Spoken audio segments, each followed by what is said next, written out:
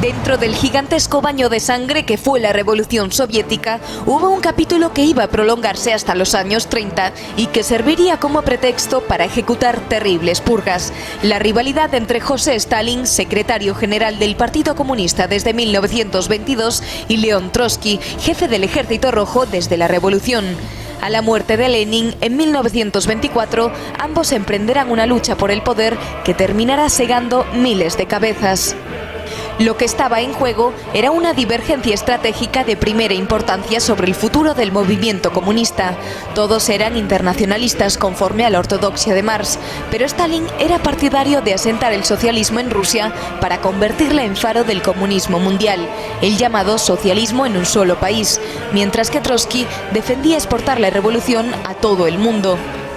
Ahora bien, esa diferencia ideológica envolvía disputas mucho más intensas de orden personal y político, disputas que terminaron convirtiéndose en guerra abierta cuando Lenin murió y Stalin, maniobrero, se las arregló para quedarse con el poder absoluto. En una contundente secuencia de movimientos, Stalin fue apartando a Trotsky y a otros muchos hasta controlar completamente el partido. Había que luchar contra la existencia de facciones, decía el dictador. El propio Trotsky era expulsado del partido y aún más desterrado de la Unión Soviética en 1929. A partir de ese momento, la acusación de trotskismo será un argumento recurrente en la Unión Soviética para ejecutar a los disidentes del propio Partido Comunista. ¿Cuántas víctimas? Se calcula que entre 1930 y 1939 fueron arrestadas más de 4 millones de personas. Resultaron condenadas más de 2,5 millones y de ellas cerca de 800.000 fueron asesinadas. La persecución llegó a España. Durante nuestra guerra civil, el Partido Comunista Español, de estricta obediencia stalinista, asesinará a centenares de izquierdistas invocando su supuesto trotskismo. Trotsky, por su parte, fundaba una nueva internacional comunista, la Cuarta, frente a Stalin. Finalmente, en 1940, un stalinista español, Ramón Mercader, asesinaba a Trotsky en México. Stalin aún gobernaría hasta 1953. Dentro de aquella gigantesca carnicería que fue el comunismo de Stalin en la Unión Soviética, uno de los episodios más crueles fue el exterminio de hambre de millones de campesinos ucranianos. Es el llamado Holodomor, término que en ucraniano significa precisamente gran hambre. Todo comenzó en el invierno de 1932 y 1933. Stalin había impuesto la colectivización de las tierras, la expropiación de todos los campos y el control estatal absoluto sobre todos los cultivos y todas las cosechas. Como, además, el plan de Stalin era acelerar la industrialización, las cosechas eran trasladadas inmediatamente desde el campo a las ciudades, dejando a los campesinos en la ruina. Naturalmente, los campesinos, tanto grandes como pequeños, se opusieron a algo que en la práctica venía a ser un nuevo tipo de servidumbre.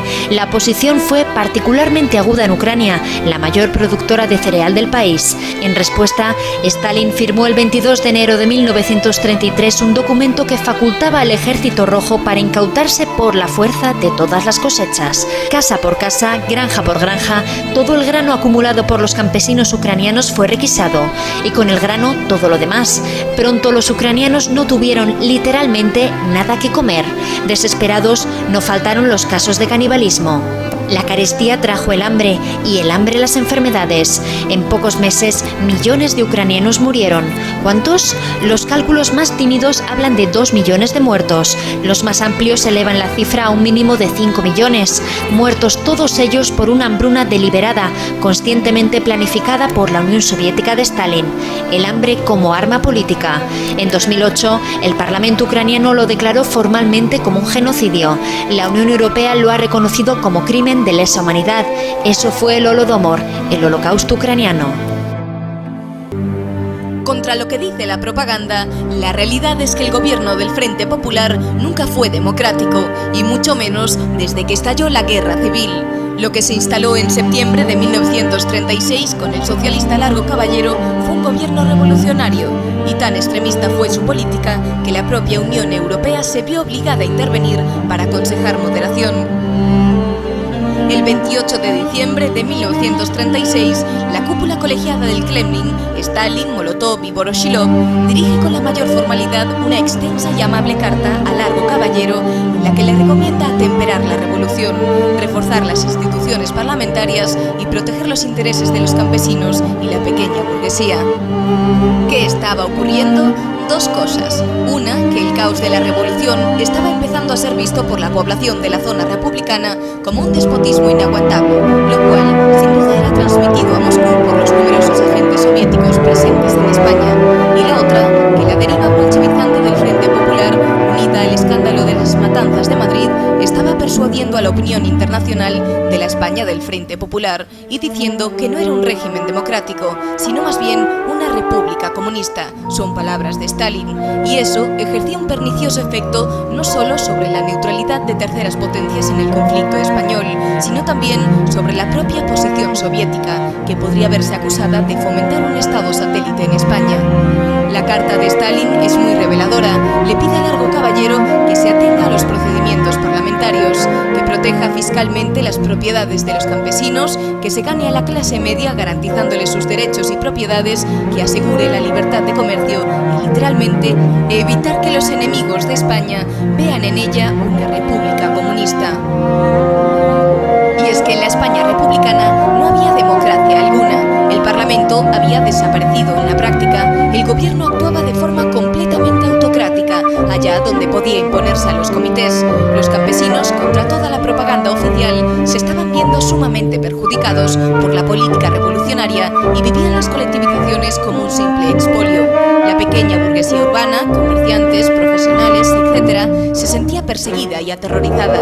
Los socios moderados del Frente Popular habían sido excluidos del poder real, y las potencias extranjeras empezaban a sentirse amenazadas. Esta era la verdadera faz de la España republicana a finales de 1936. A la altura de 1936, el dictador soviético Stalin, obsesionado por eliminar cualquier disidencia dentro del partido, abrió un periodo de crímenes masivos que pasaría a la historia como la Gran Purga. Sus víctimas, los propios dirigentes comunistas. La Unión Soviética ya había ejecutado purgas antes, como las ejecutará después, pero lo que ocurrió entre los años 1936 y 1940 fue una verdadera locura. Estamos hablando de unos 700.000 asesinatos, otros tantos condenados a penas de prisión y campos de trabajo donde muchos de ellos morían, y cerca de 25.000 exiliados, y todo eso en poco más de 3 años. ¿Qué se proponía Stalin? Básicamente, borrar cualquier huella de la estructura de poder anterior a él. Había que evitar disidencias internas, había que aniquilar las pervivencias de los viejos partidos, había que desmantelar las redes de oposición social, los campesinos libres, por ejemplo, había que limpiar el ejército de pervivencias de la época zarista y, de paso, había que anular cualquier oposición a su propio poder. La Checa, la NKVD, la policía política del régimen, se puso a trabajar bajo el mando de Yagoda. Se organizaron 3 juicios sucesivos, presididos por el fiscal Pisinski. Por allí pasaron los principales nombres del partido: Kamenev, Bukharin, Zinoviev, todos acusados de traición. Sometidos a crueles torturas, confesaron. Solo un dato: de todos los delegados del Partido Comunista en 1934, cerca del 60% fueron arrestados y ejecutados. Los propios responsables de la Checa, Yagoda primero y Yezhov después, terminaron víctimas de la histeria stalinista. Un nuevo represor, Beria, hará el trabajo. Además de los nombres más señeros del Politburó, bajo las purgas de Stalin cayeron la mayoría de los militantes de primera hora, muchos líderes comunistas en el exterior, los mandos militares más señalados y los responsables de la intervención soviética en España durante nuestra guerra civil. Fue una verdadera orgía de sangre que la propia Unión Soviética condenaría tras la muerte de Stalin en 1953. La Segunda Guerra Mundial comenzó con la invasión de Polonia en septiembre de 1939. No fue solo Alemania la que invadía, sino también la Unión Soviética. Tras la invasión, Stalin se apresuró a ocupar los territorios previamente acordados con los alemanes. Los soviéticos, según era de ellos costumbre, hicieron miles de prisioneros. Todos fueron recluidos en los campos de Ostashkov, Staroviesk, Kozielsk y otros 7 más. ¿Quiénes eran estos prisioneros? Muchos de ellos eran militares, pero la nómina se ampliaba a activistas del nacionalismo polaco, funcionarios del gobierno y toda la élite religiosa y cultural. ¿Bajo qué cargos?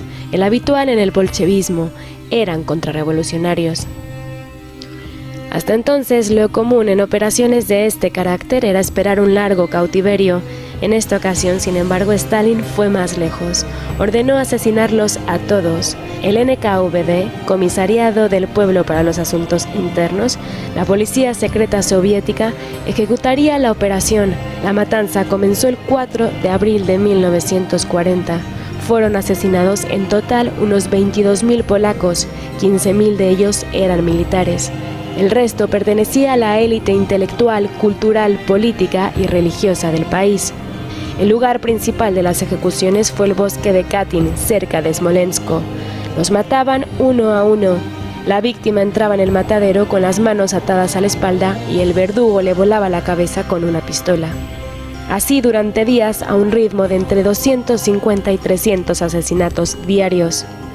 El cadáver era inmediatamente recogido y metido en un transporte especial que lo conducía a la fosa común, una auténtica máquina de matar. Durante la Segunda Guerra Mundial, el ejército alemán encontró las fosas y denunció públicamente a la Unión Soviética por los crímenes. Moscú lo negó todo. Aún más, culpó a los alemanes.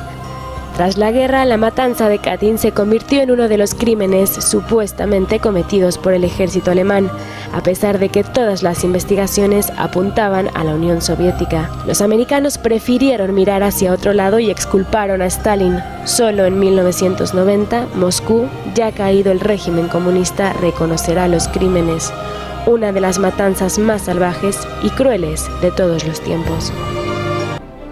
Consecuencia del pacto Ribbentrop-Molotov firmado el 23 de agosto de 1939 entre Alemania y la Unión Soviética, por el que ambos se repartían Europa Oriental, Stalin decidió en el otoño de ese año apoderarse de Finlandia, que había quedado en su área de influencia. En noviembre de 1939 estaba vigente un tratado de no agresión entre la URSS y Finlandia, que se había firmado en 1934 y cuya duración era de 10 años, pero desde abril de 1938 los soviéticos estaban presionando para que Finlandia entrase en su órbita, y una vez repartida Polonia con Alemania en septiembre de 1939, los ojos de Moscú se posaron de nuevo en su vecino norteño, al que reclamaban una cesión de la vital franja fronteriza junto a Leningrado, mientras a cambio le ofrecían un amplio territorio en Karelia sin mayor valor estratégico o económico, así como la cesión por 30 años de una base en Hanko, Helsinki. Rechazó el acuerdo. El 26 de noviembre de 1939 los soviéticos bombardearon una aldea rusa, Mainila,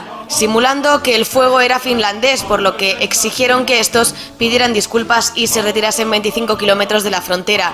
La previsible y obligada negativa finlandesa desató las hostilidades. El 30 de noviembre de 1939, previo bombardeo de la capital, 23 divisiones del Ejército Rojo, sumando 500.000 de hombres, invadieron Finlandia, que contaba con un ejército 3 veces menor y, al menos en teoría, peor pertrechado.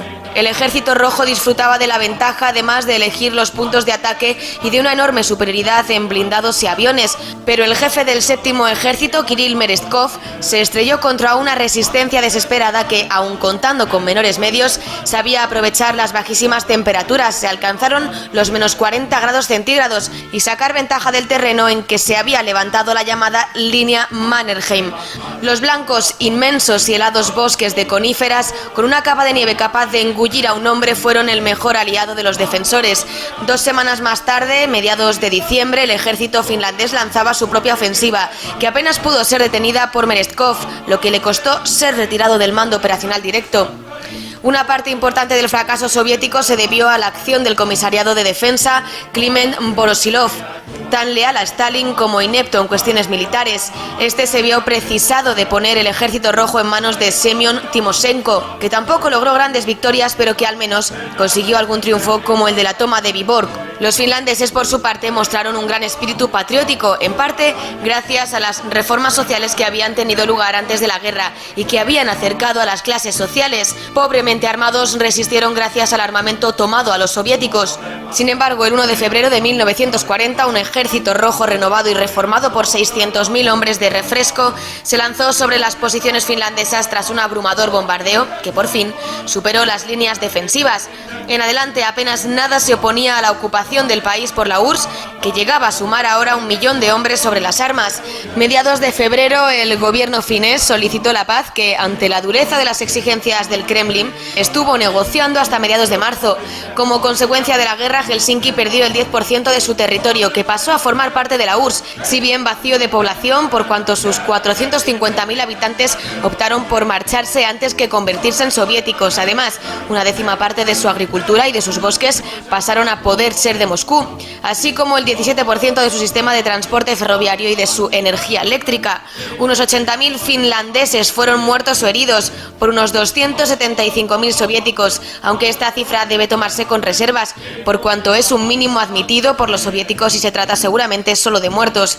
Hubo sectores del frente en los que el intercambio de bajas fue del 1 a 40. En el aire, la Fuerza Aérea Roja perdió casi 700 aviones por apenas 62 de los finlandeses. De los 3.200 carros de combate que los soviéticos enviaron al frente finlandés, 1.600, es decir, un increíble 50%, fueron destruidos o capturados, muchos de ellos gracias al generoso uso que los fineses hicieron del cóctel Molotov. La guerra de invierno despertó también la atención de los franco-británicos, que estuvieron a punto de enviar a un contingente militar a combatir contra el ejército rojo. Solo un puñado de voluntarios, unos 3.000 de diversa procedencia, lograron alcanzar Finlandia para enfrentarse al agresor soviético. Una de las razones esenciales de la victoria sobre la Alemania nazi fue la efectividad de la colaboración entre los aliados. Mientras el bando del eje era incapaz siquiera de coordinar una estrategia común mínimamente coherente, reaccionando apresuradamente ante situaciones que no controlaba, muchas veces inesperadas. Si la relación entre Italia y Alemania distó de ser fluida y de revelar una confianza necesaria entre naciones amigas, por no hablar de la que mantuvieron ambos con Japón, en cambio la que sostuvieron los norteamericanos, los soviéticos y los británicos resultó tremendamente efectiva. Durante los primeros meses tras la invasión de la Unión Soviética por la Wehrmacht, en 1941, los aliados occidentales apenas pudieron enviar material a los soviéticos por las dificultades propias por las que atravesaban y también por los problemas que la navegación en las zonas del norte de Europa suponía ante la amenaza submarina de los U-Boot. Para superar esa dificultad, los británicos y los soviéticos invadieron Persia en agosto de 1941, violando su neutralidad, lo que permitió un envío de provisiones a la URSS mucho más fluido. A fines de 1942 comenzó un envío de productos a los soviéticos mucho más masivo, que no cesaría hasta el mismo fin de la guerra. El total de lo que los aliados occidentales proveyeron a los soviéticos es apenas imaginable. Baste con citar algunas cantidades. Solo en tanques, más de 19.000 blindados en menos de 3 años. Una cantidad que adquiere todo su significado si pensamos que el ejército alemán comenzó su invasión de la URSS en 1941 con unos 3.300 carros de combate, 6 veces menos. También enviaron unos 17.000 aviones, que contrastan tanto más con los menos de 2.800 aparatos que la Luftwaffe puso en liza el año de la invasión. Además, los aliados fueron muy generosos con la gasolina, de la que enviaron más de 2,5 millones de toneladas, más unos 9 millones de toneladas de comida, 15 millones de pares de botas y casi 2.000 locomotoras. Más del 60% del total de vehículos empleados por la URSS fueron norteamericanos y británicos, destacando los Studebaker que los soviéticos empleaban para sus lanzacohetes Katyuska y, aún más importante, para emprender sus ofensivas a partir de 1943. Incluso unas 26.000 motocicletas Harley Davidson fueron enviadas desde los talleres estadounidenses a las estepas rusas. El mayor volumen de ayuda aliada no llegó a la Unión Soviética cuando peor estaban las cosas para esta, pues tanto los norteamericanos como los británicos estimaban que la Unión Soviética sería incapaz de resistir el empuje de la Wehrmacht en 1941, pero sí que facilitó enormemente las grandes ofensivas que llevaron al Ejército Rojo al corazón de Europa. En su aparición en el 10º Congreso del PQS en octubre de 1952, Stalin sufrió el primer revés político en muchos años al enfrentarse a Malenkov por cuestiones de política exterior. Stalin simuló no inmutarse, pero estaba furioso, probablemente padeciendo una esclerosis progresiva que le afectaba al cerebro y que transformaba su natural suspicacia en paranoia. A renglón seguido emprendió una campaña de persecución de los médicos del Kremlin, a 9 de los cuales, todos ellos judíos, ordenó arrestar y torturar, acusándolos de asesinar a los líderes del partido y del ejército. Fue el llamado complot de los médicos, penúltima manifestación de las purgas stalinistas. Aproximadamente un mes antes de morir, los miembros del Politburó temían que Stalin estuviese en vísperas de emprender una nueva purga. Supervivientes de tantas persecuciones, los viejos líderes bolcheviques temieron no ser esta vez tan afortunados. Para empezar, habían desaparecido algunos importantes responsables de la seguridad del Kremlin, el guardaespaldas del propio Stalin e incluso su secretario privado. La noche del 28 de febrero de 1953, un avejentado Stalin la pasó bebiendo hasta las 4 de la mañana con la plana mayor del comunismo soviético, Beria, Malenkov, Bulganin y Khrushchev. Al día siguiente, aunque no dio señales de vida durante largas horas, nadie se atrevió a molestarle hasta que ya era demasiado tarde. Lo encontraron en el suelo y completamente empapado en su propia orina. Había tenido un derrame cerebrovascular. Murió 5 días más tarde, en una terrible agonía en la que se alternaron momentos de lucidez con otros en los que perdía el conocimiento. A su muerte, sus sucesores, aterrados y desconfiados unos de otros, comenzaron a conspirar para ocupar el poder, un juego que podía ser mortal. Beria diría más tarde que había matado a Stalin y que con su muerte había salvado a todos de caer en la purga. Al menos de eso le acusó Khrushchev, aunque nunca hubo oportunidad de escuchar la versión del jefe de seguridad porque fue oportunamente fusilado en diciembre de 1953. La realidad es que Beria, un hombre que no creía en el socialismo y que pensaba exclusivamente en términos de poder, había planeado la retirada de las tropas soviéticas en los países ocupados durante la Segunda Guerra Mundial, así como la ejecución de reformas económicas poco socialistas. En febrero de 1956 tenía lugar el 20 Congreso del Partido Comunista, en que se condenaría a Stalin al tiempo que se cimentaba el poder de Khrushchev. Durante los años siguientes se eliminaría el omnipresente recuerdo del todopoderoso líder soviético y en 1961 se retirarían sus restos embalsamados del mausoleo del Kremlin donde reposaban junto a Lenin. Incluso la ciudad sobre el Volga, que llevaba su nombre y que se había convertido en el símbolo de la victoria sobre la Alemania nazi, borró el nombre del dictador georgiano. En último análisis, es posible que la condena de Stalin hubiera sido necesaria para la legitimación de los nuevos dueños del poder de la Unión Soviética, pero condujo a la pérdida de la URSS del liderazgo mundial del socialismo.